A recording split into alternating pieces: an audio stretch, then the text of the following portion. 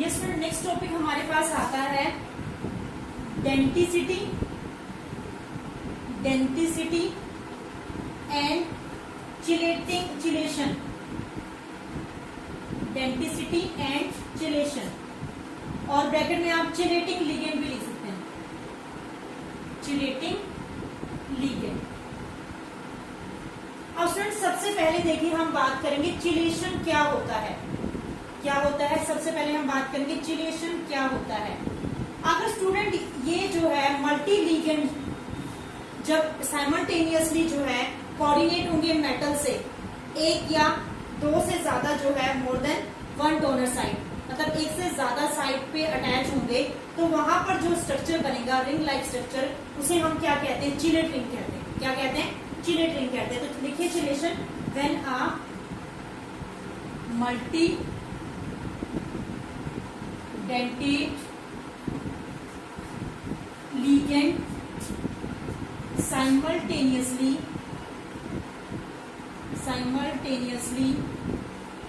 coordinate to a central metal atom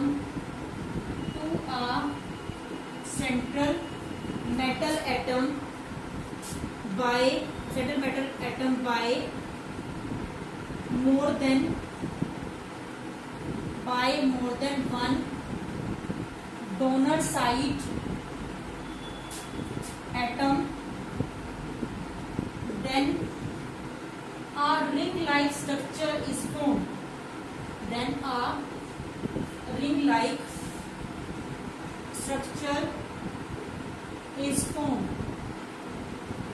जो ring like structure जो बनेगा उसे हम क्या कहते हैं, it is known as chilating ring. It is known as chilate ring. You can write here. It is known as chilate ring. ठीक है, समझ में आया student? And the ligand is known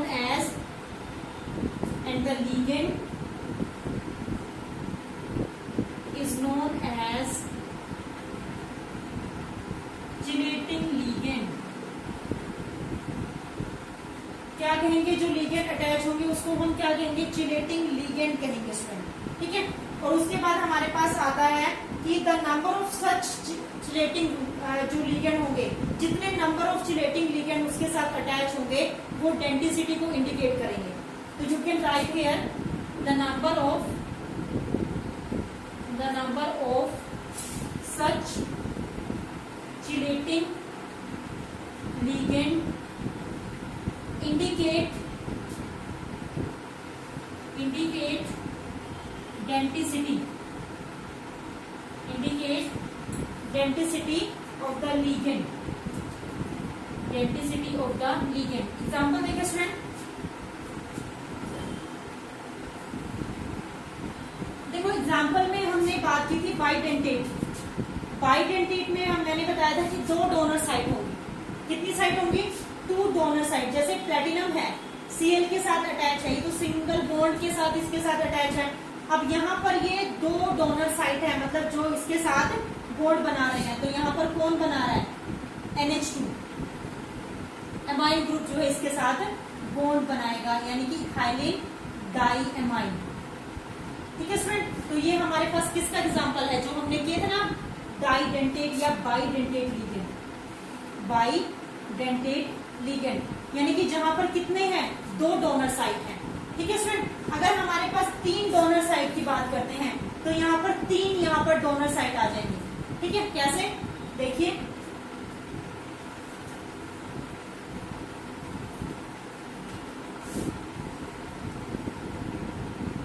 जैसे आपके पास प्लेटिनम है, ठीक है, अब यहाँ पर ये किसके साथ था, NH2 और इसके साथ था यहाँ पर CH2 और यहाँ पर था NH2। 2 ग्रुप तो यहीं पर बना रही है, और अब एक और ये किसके साथ अटैच हो जाएगा, इधर से ये किसके साथ, NH2 किसके साथ अटैच हो जाएगा, NH2 के साथ अटैच हो जाएगा। ठीक है, NH2 CH2। अब ये क्या होगा, इससे सराउंडेड होगा, किसके साथ, इसके साथ जो है ये लिंक हो जाएगा, और इधर से ये किसके साथ होगा, सिंपल जो है वो क्लोरीन के साथ। तो ये हमारे पास किसमें आएगा, ट्राई डेंटेट लिगेंड। है यहाँ पर, 1 2 और 3 डोनर साइड के साथ जो है ये अटैच है। अगर यहाँ पर 4 डोनर साइड होंगी, ठीक है, 4 डोनर साइड का मतलब क्या है, इधर भी NH2 CH2 CH2 और NH2 ग्रुप के साथ ये क्या हो जाएगा, अटैच हो जाएगा। तो यहाँ पर 4 डोनर साइड होंगी तो क्या हो जाएगा, टेट्राडेंटेट हो जाएगा। समझ में आ गया स्टूडेंट? तो ये हमारे पास टॉपिक था चिलेशन का, चिलेटिंग रिंग और डेंटिसिटी। अब हम नेक्स्ट टॉपिक स्टार्ट करने जा रहे हैं, बर्नर थ्योरी। इसको नोट डाउन कर लें। ये स्टूडेंट नेक्स्ट टॉपिक हमारे पास है Werner's theory of coordination compound. Werner's theory of coordination compound. अब फ्रेंड ध्यान से देखेंगे इसने क्या कहा, इसके अकॉर्डिंग जो है मेटल जो है वो 2 वैलेंसी से सेटिस्फाई होता है, primary and the secondary valency. क्या कहा इसने कि मेटल जो है वो सेटिस्फाई होता है किससे, 2 वैलेंसी से जो है वो सेटिस्फाई होता है। तो स्टूडेंट लिखिए, सबसे फर्स्ट पॉइंट हमारे पास हम बात करेंगे, metal have 2 types of valencies. 2 types of valencies. सबसे फर्स्ट आती है primary, first primary and secondary valency, secondary valency. ठीक है सर? तो ये कहता है कि जो प्राइमरी वैलेंसी है वो नेगेटिव आयन से सेटिस्फाई होगी। क्या कहता है ये कि जो प्राइमरी वैलेंसीज हैं, प्राइमरी वैलेंसी आर सेटिस्फाइड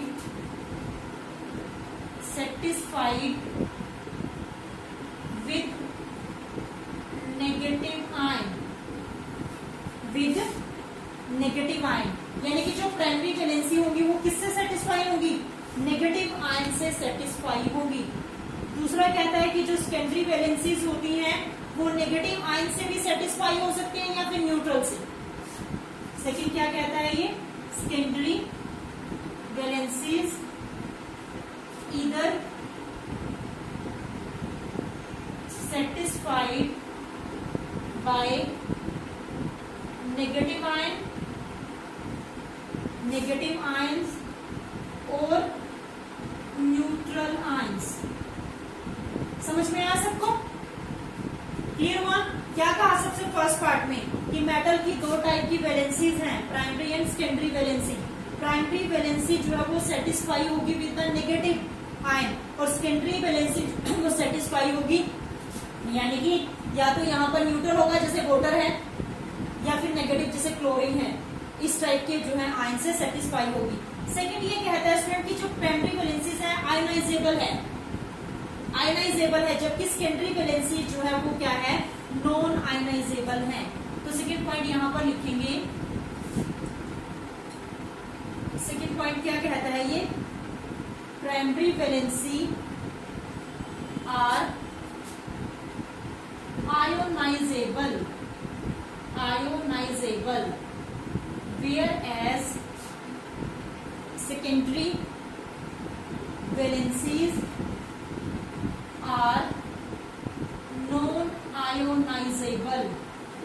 यानी कि प्राइमरी वैलेंसीज क्या है, आयोनाइजेबल है, और सेकेंडरी जो है आयंस में चेंज कर सकते हैं, लेकिन सेकेंडरी वैलेंसीज जो है वो नॉन आयोनाइजेबल है। Is that clear to everyone student? समझ में आया सबको? थर्ड ये क्या कहता है, थर्ड कहता है कि जो हर एक मेटल है, हर एक मेटल एटम है, उसके पास fix number of secondary valency है। क्या कहता है, every metal atom have fixed number of secondary valencies। क्या है, हर एक मेटल एटम के पास fix number of secondary valencies हैं। समझ में आ गया?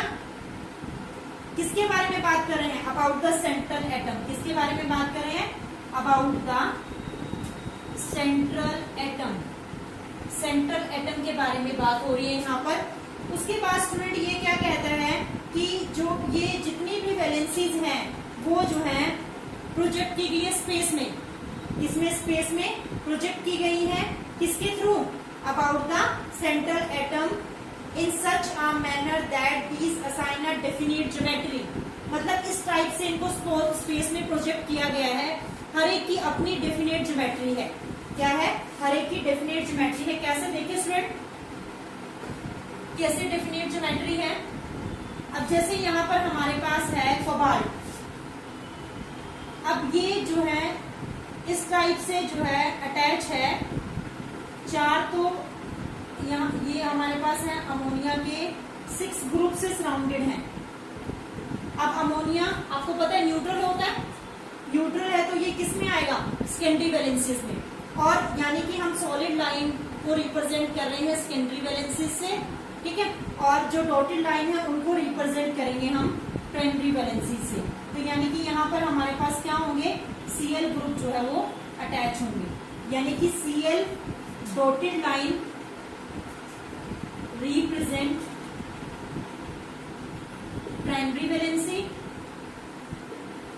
Primary valency,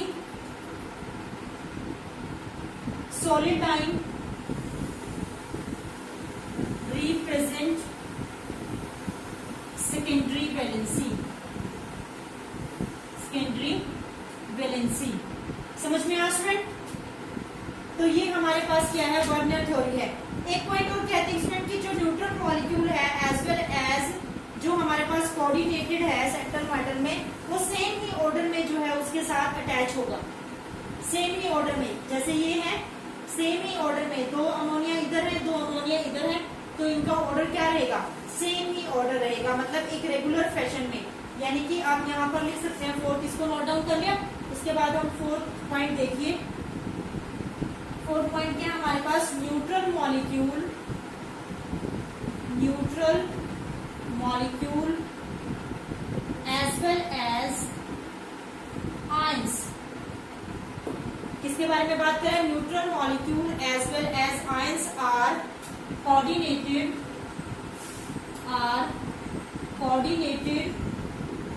to the